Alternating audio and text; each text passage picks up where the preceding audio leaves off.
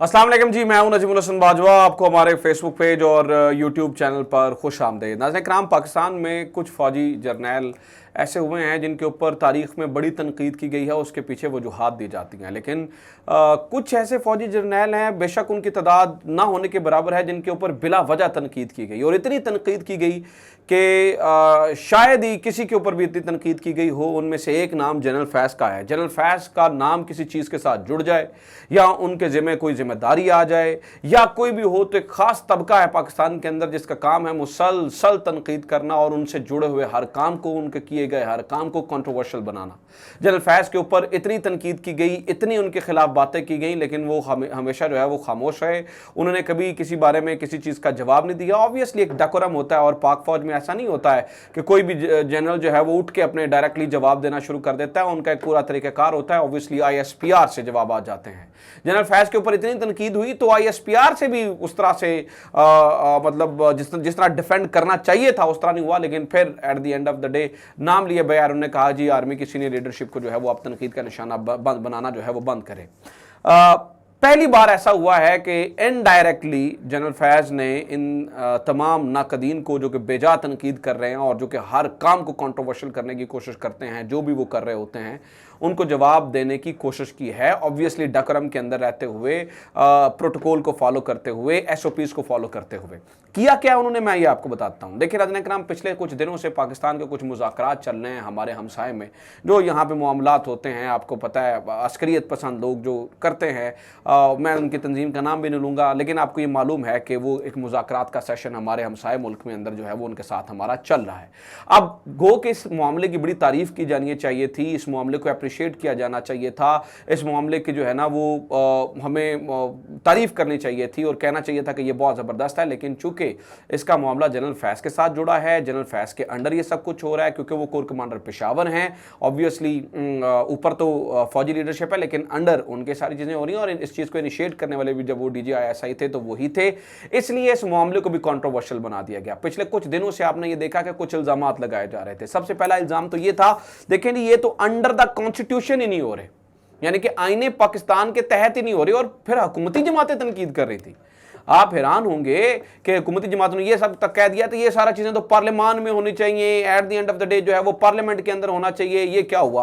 फिर दूसरा, इन्होंने अपने सोशल मीडिया अकाउंट्स के जरिए एक प्रोपेगेंडा करवाना शुरू किया, और वो ये था जी फाटा इंजमाम जो वाला जो मामला है उसको रिवर्स किया जाएगा, और जो सूबा खैबर पख्तूनख्वा के साथ फाटा का इंजमाम हो चुका है उसको रिवर्स कर दिया जाएगा। तो ये एक प्रोपेगेंडा चल रहा था। उसका जवाब देखिए उन्होंने किस तरह से दिया। इन्होंने ब्रीफिंग दी और उस स्टेटमेंट में जो कहा गया वो सुने, मैं आपके सामने पढ़ के सुना देता हूं। The statement said that lieutenant general Faiz and lieutenant general Nadeem had brief the meeting on the progress in the talks, stressing that negotiations were being held within the framework of the constitution. पहले एतराज का जवाब दिया गया है, पहले एतराज का। अपनी डेफिनेटली मैंने आपको बताया ना, डेकोरम में होना होता है। उन्होंने वहां पर ब्रीफिंग दी और उन्हें मतलब इस चीज़ का एहसास था कि ये चीज़ें जो है वो बाहर भी जाएंगी और फिर प्रेस रिलीज का हिस्सा भी बनेगी। तो सबसे पहले उन्होंने कहा जी the negotiations were being held within the framework of the constitution. They also said that the TTP had been informed that its desire for the reversal of the tribal areas merger with Khyber Pakhtunkhwa was non-negotiable. ये कोई चक्कर ही नहीं है जो फाटा का area जो है वो आप कह रहे हैं कि उसको वापस कर दिया जाए। हमने वो कहते हैं उनको इन्फॉर्म कर दिया है कि ये नहीं हो सकता है। तो जो इस स्टेटमेंट के बाद मुंह तोड़ जवाब मिला है ना उन नाकदीन को, जो कि पूरी एक गेम करवा रहे थे और कह रहे थे at the end of the day ये चूंकि कॉन्स्टिट्यूशन के नहीं हो रहा, ये तो पार्लियामान के अंदर आना चाहिए, उनके इस जवाब से उन्हें मेरे ख्याल से थोड़ा सुकून हो गया होगा और उनकी जो है ना वो रूह को थोड़ा चैन मिला होगा। तो बहरहाल ये जनरल फैज़ की जानिब से जो है वो जवाब आया। पहली बार ऐसा हुआ है कि उन्होंने मतलब इस तरह से जो है ना वो एतराज़ात का उस मीटिंग के अंदर जो है वो जवाब दिया। बहरहाल उसकी जो प्रेस रिलीज आई है वो तमाम मामला खुल गए हैं। दूसरा, आपने थंबनेल पे एक और लाइन पढ़ी होगी, हवाई अड्डे देने की तैयारी जो है वो शुरू कर दी गई है। अच्छा, इसके ऊपर भी पीछे भी पूरी एक गेम है।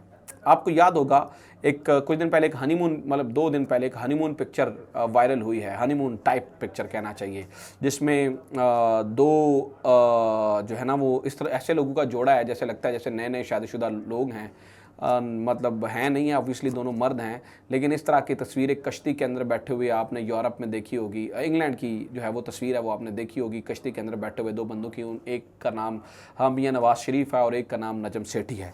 अच्छा, मैं चूँकि उनका ज़ाती मामला है उस तस्वीर के ऊपर तनकीद तो नहीं करूँगा, लेकिन उसका याद दिलाना आपको ज़्यादा इसलिए ज़रूरी है क्योंकि वो वायरल हो गई थी। अच्छा, मीटिंग हुई नजम सेठी की मियाँ साहब से, और मियाँ साहब की जो मीटिंग है नजम सेठी के साथ वो बड़ी अहम तरीन होती हैं। आपको पता है कि नजम सेठी को mouthpiece of Pakistan Muslim League Noon या फिर माउथ पीस ऑफ मियाँ नवाज शरीफ साहब समझा जाता है। जो पाकिस्तान मुस्लिम लीग नून में भी जो धड़ा नून लीग का सॉरी ये नवाज शरीफ साहब का है, उसकी वो जो है ना वो गैर एलानिया तर्जुमान बने होते हैं और जो वो सोच रहे होते हैं वो कर रहे होते हैं। तो जो ये मुलाकात ख़त्म हुई, ये बड़े अफसोस की बात मैं आपके साथ शेयर कर रहा हूँ, जो ये मुलाकात ख़त्म हुई, जो ये बात जो है चीज़ जो है वो ख़त्म हुई, तो जो हमदा अपना नजम सेठी साहब है, इन्होंने सबसे पहला प्रोग्राम किया और उसमें उन्होंने कहा जनाब क्या हमें मसला है अगर जो है ना वो हम अड्डे दे दें तो क्या प्रॉब्लम है इसमें, हमें उनसे बात करनी चाहिए, हमें अपनी चीज़ें देखनी चाहिए फ़ौरन प्रोग्राम के बाद। इसके अलावा मतलब देखिए ना नजम सेठी का ये प्रोग्राम, ये बात, और उसके बाद हुसैन हक्कानी का ट्वीट जिसमें उन्होंने फिर पाकिस्तान के जो है ना उसको इस तरह से क्रिटिसाइज़ किया, तो ये समझ में आती है कि ये गेम कहाँ से चल रही है।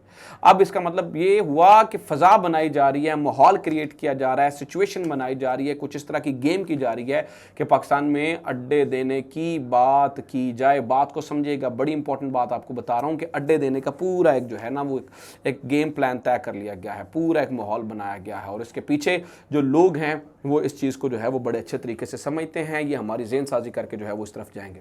दूसरा मैं आपके सामने एक और चीज़ रख दूँ जनाब वाला, NRO 2 देने की पूरी तैयारी कर ली गई है, बल्कि दे दिया गया है। उसकी वजह जनाब मैं आपके सामने चीज़ें रखता हूँ। NRO 2 इन्होंने कुछ नैब तरामीम किया, उनका असर क्या पड़ेगा वो मैं आपके सामने रखता हूँ। जैसे कि सेक्शन 21G बैरून मुल्क से आया सबूत काबिल कबूल ना होगा, मरियम नवाज का कैलिबरी फ्रॉड केस इससे खत्म हो जाएगा।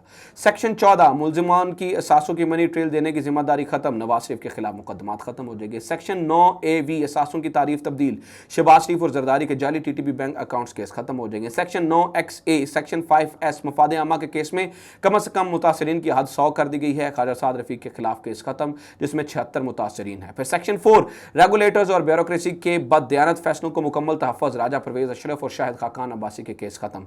इस तरह से सेक्शन 23 मुलजिम दौरान तफ्तीश अपने असासाजात को फरोख्त कर सकता है, थर्ड पार्टी इंटरेस्ट की वजह से तफ्तीश और असासे की जो बाजियाबी है वो तकरीबन नामुमकिन हो जाएगी। इसके अलावा सेक्शन 23 चेयरमैन नायब किसी जगह को पुलिस स्टेशन या जेल डिक्लेयर नहीं कर सकता, गवाहों की हिफाजत खत्म। सेक्शन 5U सरकारी अहदेदारों के साथ मिलकर करप्शन करने वाले आम शहरों के नाम मुकदमात से खारिज, करप्ट लोगों के फ्रंट मैनों और एजेंट्स को तहफ़्फ़ुज़ और हौसला अफजाई मिलेगी। सेक्शन 5E बेनामीदार की तारीफ तब्दील कर दी गई है, करप्ट अफराद अपने बीवी बच्चों और करीबी रिश्तेदारों के नाम पर जायदादें बना सकते हैं। फिर नैब को सदर की बजाय वजारत दाखिला के मतहत कर दिया गया है, यानी कि नैब की खुद मुख्तारी का खात्मा कर दिया गया है। तो ये है वो NRO 2 जो कि इस वक्त दे दिया गया है। ये अब तक की तफसीलात थी। उम्मीद करता हूँ ये वीडियो आपको पसंद आई होगी। वीडियो को ज़्यादा शेयर करें, चैनल को सब्सक्राइब जरूर करें, फेसबुक पर देख रहे हैं तो ज़्यादा ग्रुप्स में भेजें। अपना ख्याल रखें। खुदा हाफ़िज़। पाकिस्तान जिंदाबाद।